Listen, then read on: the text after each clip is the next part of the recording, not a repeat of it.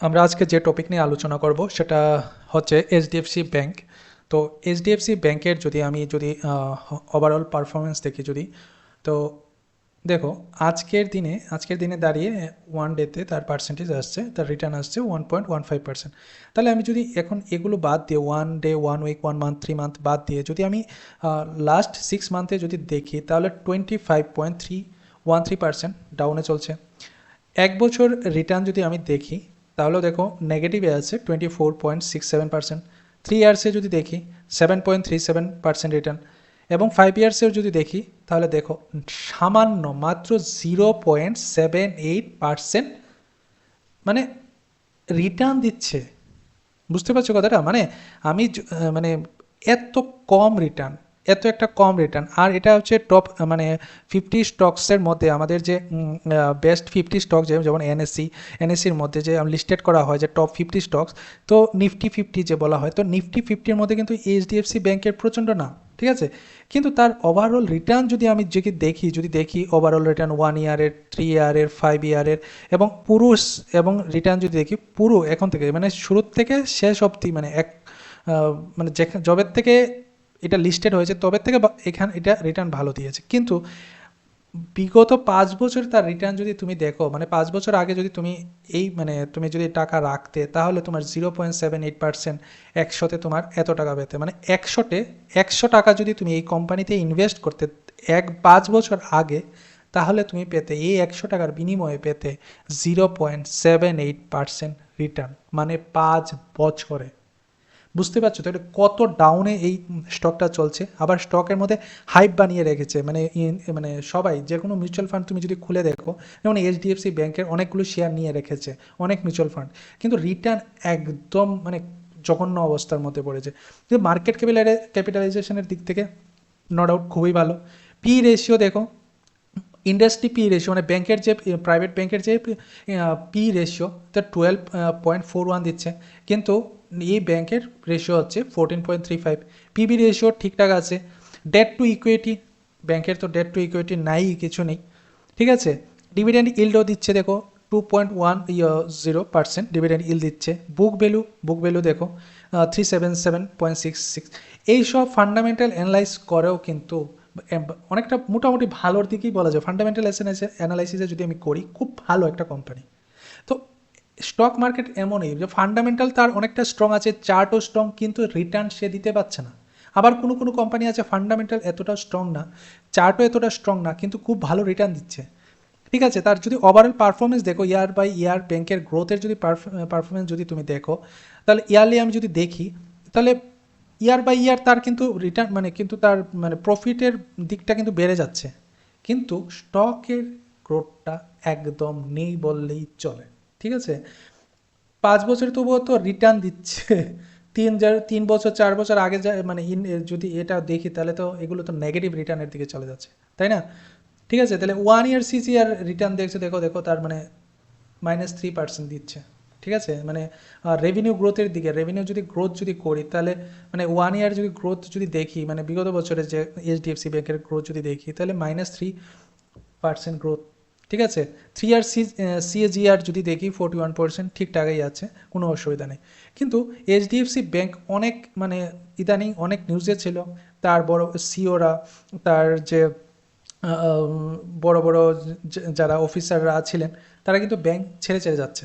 ঠিক আছে, তার ব্যাংকের অনেকটা একটা কয়েকদিন আগেও একটা নিউজে এসেছিল যে দুবাই দুবাইয়ের যে তাদের ব্রাঞ্চটা ছিল, সেখানে একটা ফ্রড কেস করেছিল। ঠিক আছে, তার ফলেও কিন্তু দেখো ব্যাংকের পারফরমেন্সটা ডাউনের দিকে যাচ্ছে।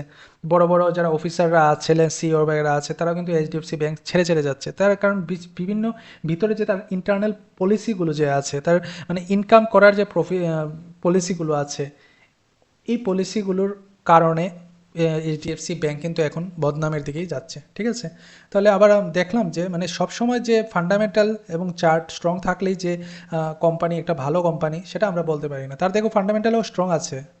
ঠিক আছে, ফান্ডামেন্টাল স্ট্রং আছে। তার এই ওভারঅল গ্রোথটা, তার যে ইনকাম, তার যে প্রত্যেক বছর যে ইনকাম, সেটাও ঠিকঠাক আছে। তার যে প্রফিট, সেটাও ঠিকঠাক আছে। কিন্তু সেই স্টকে এসে যখন শেয়ার মার্কেটে আসে, এই যে কোম্পানিটা, তখন সে রিটার্ন দিচ্ছে না। ঠিক আছে, রিটার্ন যদি না দেয় তাহলে আমি এই কোম্পানিটা নিয়ে করবো কি?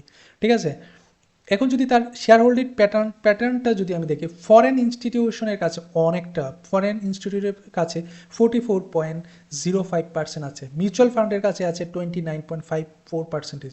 রিটেল, হ্যাঁ, একটা কোম্পানি রিটেল অ্যান্ড আদারের মধ্যে আছে 15.64%।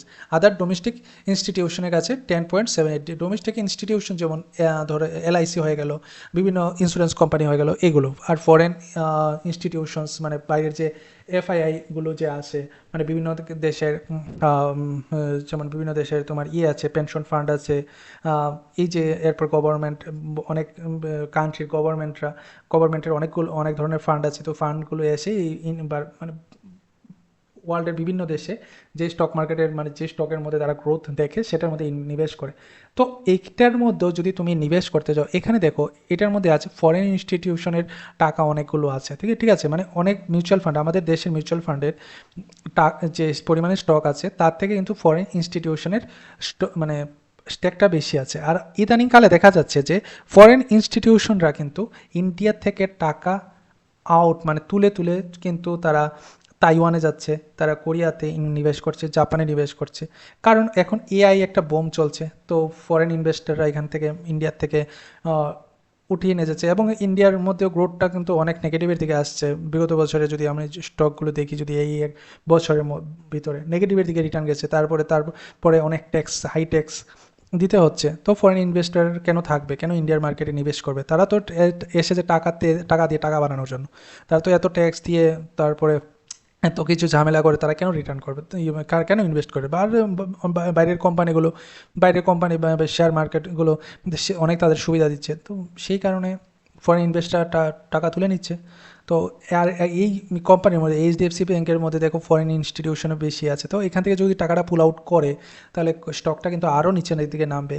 কারণ একা মিউচুয়াল ফান্ডে আর ডোমেস্টিক ইনস্টিটিউশনে এটাকে সামাল দেওয়াটা পারবে না, মানে বাই করার পরে ওটা পারবে না। তো আমি বলবো যদি যারা এরকম দেখে নামি দামি কোম্পানি দেখে নিফটি ফিফটির মধ্যে ইনভেস্ট করো, তাহলে সব কোম্পানি আগে ভালো করে যাচাই করে নাও। সব কিছু যাচাই করার ফরেন যে কোম্পানির মধ্যে, আমার লজিক অনুযায়ী, আমি এত বছর ধরে আজকে কাজ করছি, ফরেন ইনস্টিটিউশন যে কোম্পানির মধ্যে বেশি থাকে সেটাতে ইনভেস্ট না করাটাই আমি বলবো বুদ্ধিমানের কাজ। কারণ তারা তো প্রচুর পরিমাণে টাকা নিয়ে আসে আর প্রচণ্ড স্টেক থাকে। হঠাৎ করে একদিন দেখবে উঠেছে, তুমিও ভাবলে যে এখান থেকে বাই করে নিই, আর তারা দেবে সেল করে। আর সেল করার সাথে সাথে মার্কেট এমন ঘিরবে, মানে নিচে নামবে যে ওইখান থেকে তুমি নিচে নিঃস্ব হয়ে যাবে। তো এগুলো মানে এই রকম ধরনের স্টকগুলো অ্যাভয়েড করাটাই ভালো। ঠিক আছে, এগুলোতে ইনভেস্ট না করাটাই বেটার হবে। ভালো কোম্পানি হতে পারে, কিন্তু আমার এই জিনিসগুলো আমি অবশ্যই চেক করবো। আমি টাকা ইনভেস্ট করবো, আমি তো অবশ্যই এগুলো জিনিস চেক করবো। ঠিক আছে, ওকে।